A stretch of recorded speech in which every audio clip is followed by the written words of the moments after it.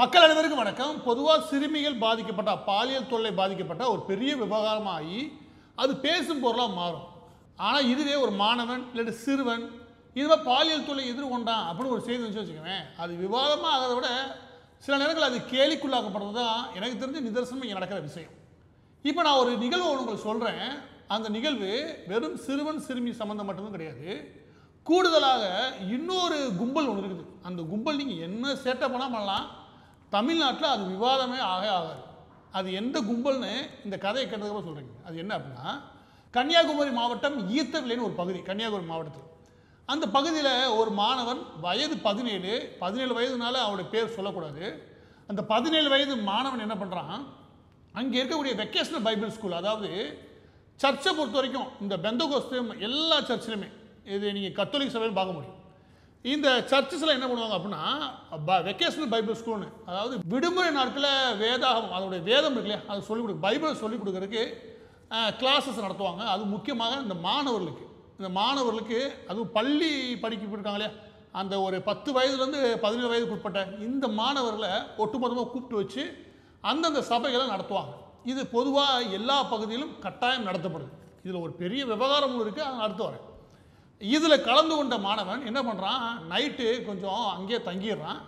அடுத்த நாள் காலை வீட்டுக்கு வரான். வீட்டுக்கு வரக்கூடிய அந்த மாணவனுடைய முகம் நல்லா வீங்கி இருக்கு, பெரியவள பேச மாட்டான், ரொம்ப மன அழுத்தமாக இருக்கான், ரொம்ப உடஞ்சி போன நிலைமையில் ஒரு வாரமாக ரொம்ப மோசமான நிலைமைக்கு போகிறான், சரியாக சாப்பிடாம. அவனை பார்க்கக்கூடிய பெற்றோர்கள் ஏதோ தப்பு நடந்திருக்கு அப்படின்னு கூப்பிட்டு பொறுமையாக அவனை விசாரிக்கும் போது அவன் சொல்லக்கூடிய சம்பவம் பெரிய அதிர்ச்சி தருது. அது என்ன அப்படின்னா, அவன் அந்த மாதிரி வெக்கேஷனல் பைபிள் ஸ்கூலுக்கு போனபோது அங்கே இருந்த மத போதகர், அவருடைய பேர் வர்கீஸ், அவருடைய வயது 55, அவருடைய பேர் வர்கீஸ். அதே நான் அவ்வளோ ஓப்பனாக சொல்கிறேன், அவருடைய ஃபோட்டோவை வைக்கிறேன். அந்த ஆள் என்ன பண்ணுறான், எல்லாரும் போங்க, நீ மட்டும் இங்கேயே தங்கியிருப்பான்றான் சபையிலே, அது கிறிஸ்தவ சபையிலே.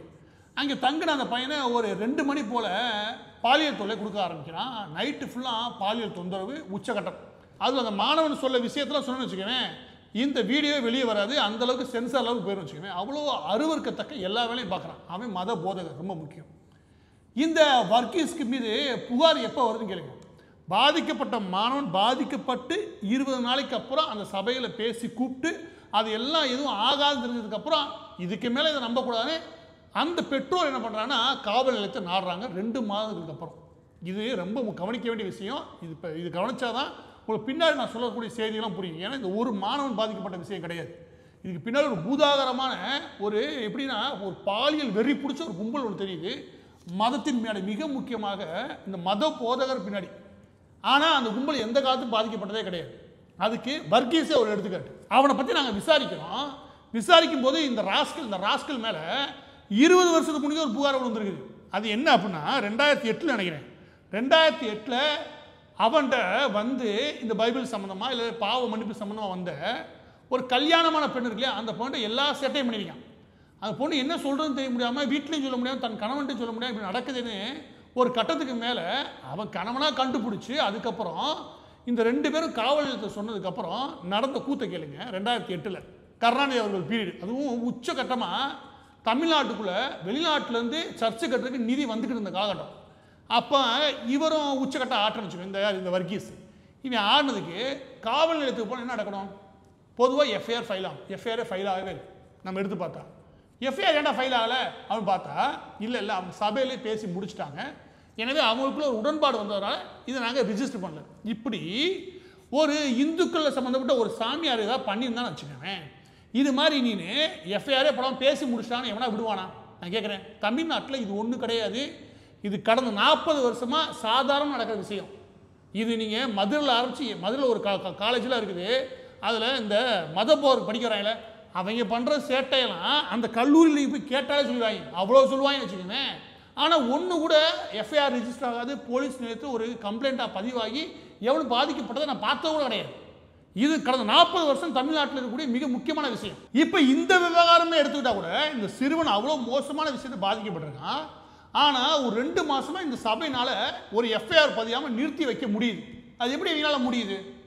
இங்கே தான் நீங்கள் இதனுடைய நிகழ்வுன்றது ஒரு மாணவன் பாதிக்கப்பட்டது கிடையாது. இதில் கொடுமை என்ன அப்படின்னா, இந்த வர்கீஸ் இருக்கால, இந்த வக்கர புத்தி கொண்ட மத போதகர் வர்கீஸ் இருக்கால, அவனோட ஃபோனை வாங்கி எடுத்தா அதில் பெண்கள் லிஸ்ட்டு, ஆண்கள் லிஸ்ட்டு, சிறுவர் லிஸ்ட்டு, சிறுமி லிஸ்ட்டு, வகை வகையாக ஒன்று கூட விடலன்னு வச்சுக்கிறேன். எல்லா விதமான ஆடியோ, வீடியோ, ஃபோட்டோ எல்லாம் வருது. ஆனால் எனக்கு கேள்வி என்ன அப்படின்னா, ஏதாவது ஒரு செய்தி நிறுவனத்தில் இவங்களை பற்றியான செய்தி வந்து நினைக்கிறீங்க? வரவே கிடையாது. அங்கே தான் பொலிட்டிக்கலாக, அரசியல் ரீதியாக இவங்க எவ்வளோ பலமாக இருக்காங்க, அதிகாரத்தில் எவ்வளோ பலமாக இருக்காங்க, காவல்துறையில் எவ்வளோ பலமாக இருக்காங்க. திரும்ப சொல்ல, காவல்துறை இன்னைக்கு ஸ்டாலினோட கவர்மெண்ட்டு கீழே பெரிய லெவலில் கட்டுப்படுத்துறது முழுக்க முழுக்க கிறிஸ்தவர்கள் தான். அது மிக முக்கியமாக கிறிஸ்தவ மதபோத கும்பல் தான். இதுதான் அதிகாரத்தோடு நிற்கிதுன்னு வச்சுக்கோங்க. அதனால் 2 மாதம் எஃப்ஐஆர் ஃபைல் ஆகாமல் நிற்கிது. யாருமே எடுத்து பண்ணவே இல்லை. மூன்றாவது மிக முக்கியமான விஷயம் என்ன அப்படின்னா, இவங்க வெறும் இது அளவில் மட்டும் கிடையாது, சர்ச்சை வச்சு மக்களே கட்டுப்படுத்துறாங்க. இப்போ அந்த விஷயத்தை கொஞ்சம் சொல்கிறேன். இந்த வர்க்கீஸுனால இவன மாதிரி எத்தனை பேர் தப்பிச்சாலும் உங்களுக்கு புரிஞ்சுக்க முடியும். இதில் ஹிந்துக்களுக்கு எப்படியா இருக்குது, இங்கிட்டுக்கு கிறிஸ்தவர்களுக்கு எப்படியா இருக்குது, கிறிஸ்தவ மத போதகர்களுக்கு எப்படியா இருக்குன்னு உங்களால் பிரிச்சே பார்க்க முடியும். 2 உலகம் இங்கே இருக்குது. அது என்ன அப்படின்னா, இந்த சர்ச் இருக்கு இல்லையா, இந்த சர்ச்சுக்கு கீழே இந்த வெக்கேஷனல் பைபிள் ஸ்கூல் நடத்துகிறாங்களே, இதே மாதிரி ஏகப்பட்ட வகுப்புகள் உண்டு. இந்த எந்த சிறுவர்கள் பாதிக்கப்பட்டாலும் சரி, இந்த மாதிரி பாதிக்கப்பட்டதை, அதுவும் பால் ரீதியான பாதிப்புன்னு வச்சுக்கோங்க, அவங்களே பேசி முடிச்சுடுவாங்க. அவங்களோட உரிமை அவங்களுக்கு இந்த உரிமை மட்டும் கிடையாது. சர்ச்சு சம்மந்தப்பட்ட ஆடிட்டிங் பாருங்கள், அதில் கவர்மெண்ட்டே தலையிட முடியாது. அதில் ஏதாவது ஊழல் பட்டியல், இது நான் பாலியல் தொந்தரவு சொல்கிறேன்னா, ஒரு ஊழல் பட்டியல் ஒருவேளை அந்த சர்ச்சு சம்மந்தப்பட்ட ஒருத்தர் சொன்னார் வச்சுக்கோங்க, அதுக்கு எஃப்ஐஆர் ஆகாது. அதுக்கு அவங்கள பேசி முடிச்சுப்பாங்க. இது எப்படி எந்த உலகத்தில் இருக்கீங்க? இது அப்படியே வச்சுட்டு இப்போ இது எப்படி இயங்குதுன்னு ஒன்று சொல்கிறீங்க. அது என்ன அப்படின்னா, இங்கே சர்ச்சு எந்த அளவுக்கு பலமாக இருக்குது அப்படின்னா, எடுத்துக்காட்டுக்கு ஒரு 2 வருஷத்துக்கு முன்னாடி தீக்ஷின்னு ஒரு பையன் சென்னையில் ஆழ்வார் திருநகர் பகுதியில் இறந்து போவான். 2ஆம் வகுப்பு படிக்கக்கூடிய சின்ன பையன். அவங்க அம்மா வெளியே வந்து அழுவாங்க. எப்போ அந்த சர்ச்சுக்கு வெளியே வந்து அழுவாங்க. அவங்க அழுததை நான் அப்படியே என்னன்னு சொல்கிறேன் கேளுங்க. அது என்ன சொல்லுவாங்கன்னா, என் மகனை இங்கே புதைக்க அனுமதிக்க மாட்டாங்க, ஆனால் இதுதான் என்னோட சர்ச்சு. ஏங்க புதைக்க அனுமதிக்கல அப்படின்னு கேட்டப்போ, அது கத்தோலிக் சர்ச்சு, இந்த சர்ச்சு அந்த சர்ச்சு சொல்ல வரல, எல்லாரும் அப்படிதான். ஏன் புதைக்க அனுமதிக்கலன்னா, அவங்க இந்த சபையை சார்ந்தவங்க கிடையாது. ஏங்க அந்த சபையை சார்ந்தவங்க இல்லைன்னு உங்களுக்கு சொல்கிறாங்களா என்னன்னு கேட்டப்ப, நாங்கள் தசவபாதம் ஒன்று கொடுக்கல, நாங்கள் ஒரு லிபரல், அதாவது கொஞ்சம் கிறிஸ்தவர்கள் அவங்க சொல்லக்கூடிய எல்லா விஷயத்தையும் அதாவது ஃபாலோ பண்ணுறது கிடையாது, இதனாலே உள்ள அனுமதி கிடையாது. இதே மாதிரி ஏதாவது ஒரு இந்து கோயில் ஒழுங்காக போகிறது இல்லைங்க, நான் பெரிய அங்கே போய் கும்பிட்டது கிடையாதுங்க, நான் இந்த கோயில் கிடையாது வேறு கோயிலுக்கு போயிட்டுருக்கீங்க இப்படின்னு ஏதாவது சொன்னான்னா, ஏதாவது புதைக்க அனுமதிக்க மாட்டேன்னு எங்கேயாவது சொல்லியிருந்தா என்ன ஆகும், என்ன ஆகும்னு கேட்குறேன். ஆனால் இங்கே அப்பட்டமாக அது நடந்துச்சு சென்னையில். ஆனால் எவனுமே விவாதம் இன்னைக்கு எடுக்கல, அன்னைக்கு எடுக்கலை, அது தினமும் நடக்குது. என்ன அப்படின்னா, இவங்க சர்ச்சு எந்த இடத்துல பலம் ஆகிறான்னு கேளுங்க. ஃபஸ்ட்டு இந்த சர்ச்சு அதை வச்சு தான் மத போதகர்கள் இருக்கான். இந்த மத போதகர்கள்லாம் எங்கே பலம் ஆகிறான் அப்படின்னா, இவங்க என்ன சொல்கிறானுங்க, கட்டாயம் இங்கே கட்டாயப்படுத்த முடியுது. கட்டாயம் நீ உன்னோட வருமானத்தில் ஒரு பகுதியாக தசம பாகம் உனக்கு கட்டி ஆகும். வருமானத்தில் ஒரு பகுதியை நீ சர்ச்சுக்கு கட்டி ஆகும். கட்டலையா, அந்த கடமை நீ செய்யலை, இந்த சர்ச்சுக்கு உனக்கு ஆவாது. பாவ மன்னிப்பு எடுத்தாகும். பாவ மன்னிப்புக்குன்னு போனால் உன்னை எல்லா பாவம் செய்ய வைப்பேன்.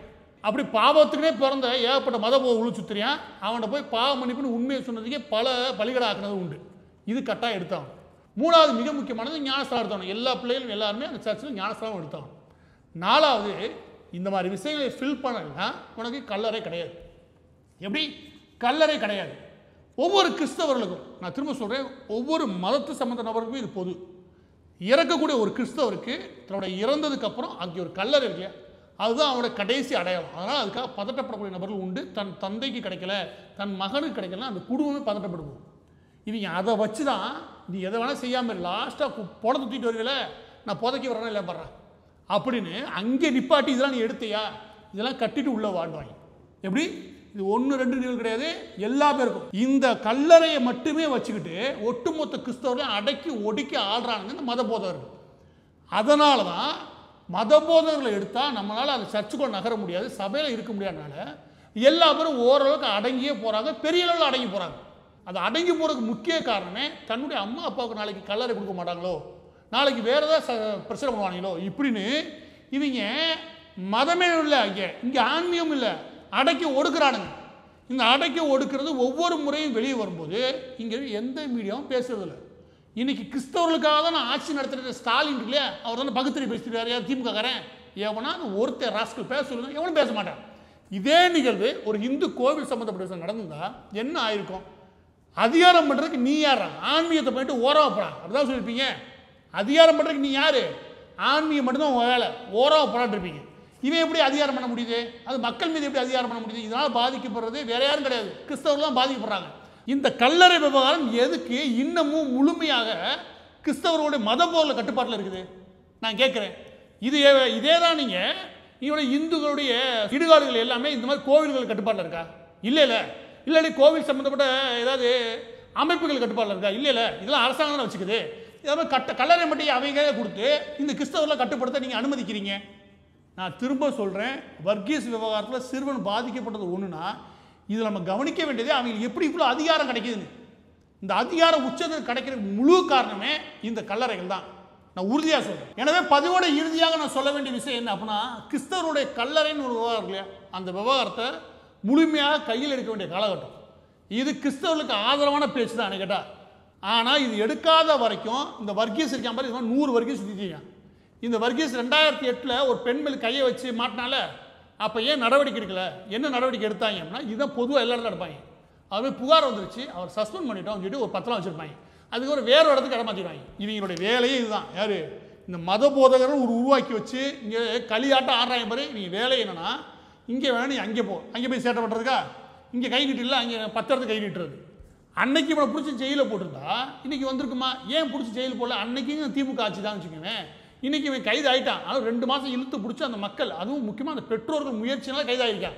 இல்லாட்டி கண்டிப்பாக அந்த கவர்மெண்ட் ஆக்ஷன் எடுத்திருக்காரு. இது மாதிரி எத்தனை பேர் நடவடிக்கை எடுத்துருக்கீங்க? ஒரு பொது தளத்தை ஓப்பன் பண்ணி நீங்கள் வச்சுக்கோங்களேன். இந்த பப்ஜி மாதிரி ஒருத்தன் கைது பண்ணாங்க. அவன் பண்ண தப்பெல்லாம் ஓரமாகிங்க. அவனை கைது பண்ணுறதுக்கு ஒரு பொது தளத்தில் நாங்கள் ஒரு ஐடி கொடுக்குறோம், நீங்கள்லாம் புகார் அனுப்புங்க.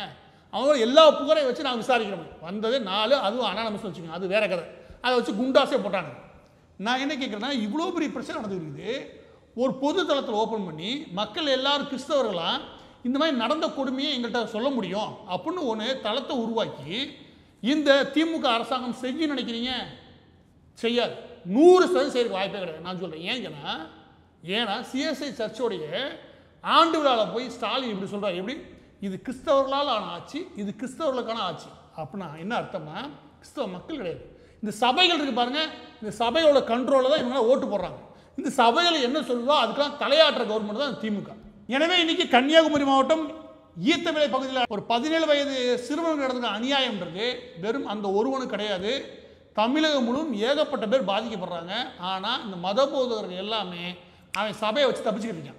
அந்த சபையிலேருந்து தப்பிக்கிறதுக்கு முழு ஆதரவாக நிற்கிறது ஒரு பக்கத்து காவல்துறையில் இந்த திமுக சம்மந்தப்பட்ட உயர் அதிகாரிகளை உட்கார வச்சுருக்கானுங்க.